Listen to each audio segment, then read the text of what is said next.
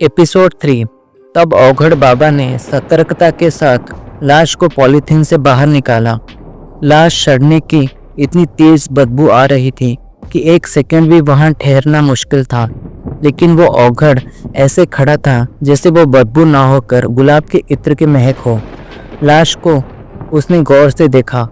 लाश को 8 दिन हो चुके थे। शरीर का गलना शुरू हो चुका था। इतने दिनों में चेहरे का मांस कीड़े खा चुके थे। हड्डी दिखने लगी थी। होंठ गायब थे। जबड़े के दांत दिखने लगे थे। आंखों की जगह 2 गहरे गड्ढे दिख रहे थे। बॉडी मोम की तरह पिघली हुई थी। हाथों के पंजे की हड्डी दिख रही थी। पूरे शरीर में कीड़े रेंग रहे थे। कोई और होता तो ऐसे भयानक मंजर को देखकर बेहोश हो जाता। औघड़ बाबा कालूराम ने एक खुशबूदार तेल जैसा कुछ अपने झोले में से निकाला। उसे लाश के पूरे शरीर पर लेप दिया, जिससे कि बदबू गायब हो गई और हल्की हल्की उस तेल की खुशबू आने लगी। फिर उसने अपने धुने में और लकड़ी लगाकर अग्नि की ज्वाला तेज की।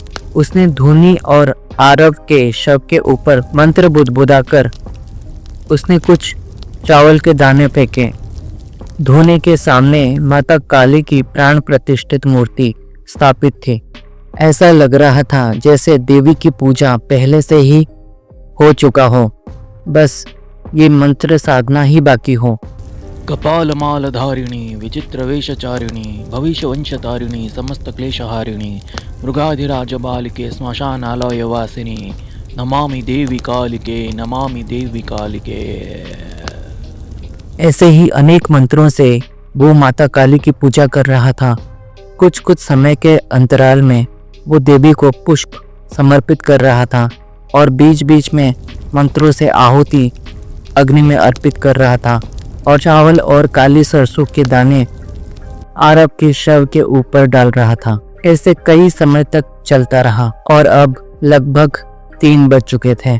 काफी देर तक यही करने के बाद उसने अपने बाएं हाथ की छोटी उंगली को काटकर आरव के शव के ऊपर खून के कुछ बूंदें टपकाई। फिर एक टोकरी में बंद रखे मुर्गे को निकाला, जिसे उसने अपने दांतों से ही कच्चा चबा डाला और उसकी गर्दन को अलग कर दिया।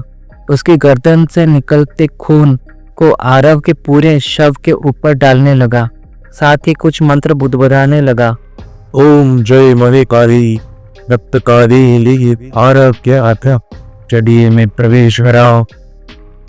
ऐसा काफी देर तक चलता रहा। अचानक से आरव की मूर्ति शरीर में कुछ हलचल हुई।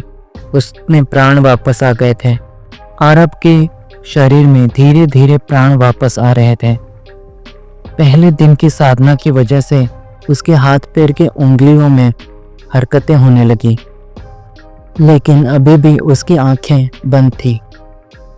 ऐसा 7 दिन तक ये साधना चलता रहा। हर रोज रात को वो औघड़ अपनी साधना में मस्त हो जाता था। धीरे धीरे करके उस लाश की सारी शरीर जिंदा होती जा रही थी। अंग प्रत्यंग में प्राण वापस आ रहे थे, क्योंकि किसी मूर्ति को फिर से वापस करना काफी मुश्किल का काम है। ये प्रकृति के नियमों के विरुद्ध है। आखिरकार 7 दिन की कड़ी साधना के बाद आरव के पूरे शरीर में प्राण वापस आ गए। उसने अपनी आंखें खोली।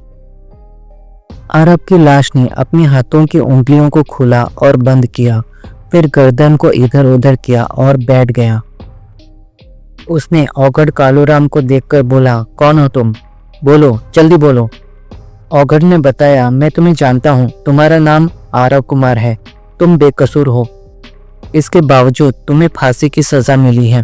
तुम्हारी अंतिम इच्छा यही थी कि तुम अपने दुश्मनों को कैसे भी करके मौत के घाट उतार पाओ।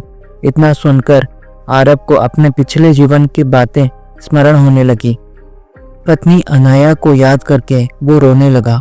आंखों से आंसू तो नहीं निकल रहे थे, मगर चेहरे के सिकुड़न बता रहे थे कि वो बहुत ही ज्यादा दुखी था।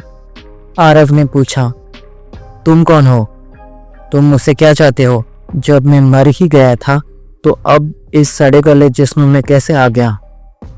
आखिर कैसे जिंदा हो गया मैं? क्या मैं सच में जीवित हूँ? आरव ने औघड़ से सवालों की छड़ी लगा दी। कालूराम औघड़ संयत स्वर में बोला, मैंने तुम्हें जिंदा किया है। ये तुम्हारा ही शरीर है। तुम्हें मरे 8 दिन हो चुके हैं और इसीलिए तुम्हारे काया सड़ गल गई है। लेकिन तुम चिंता मत करो, तुम काल की दुनिया से मृत्यु लोक में वापस आए हो।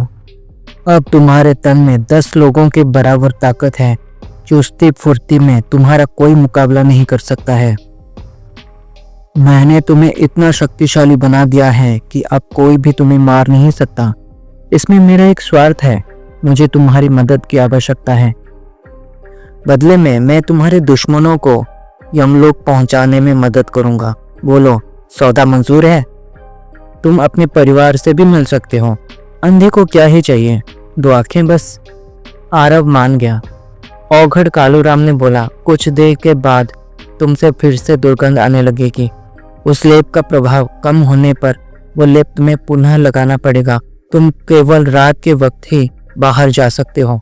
दिन में शहर में ज्यादा भीड़ भाड़ होने की वजह से लोग तुम्हें देख सकते हैं। अभी भोर होने वाली है, तुम यहाँ पर विश्राम करो। आरव ने बोला, ठीक है।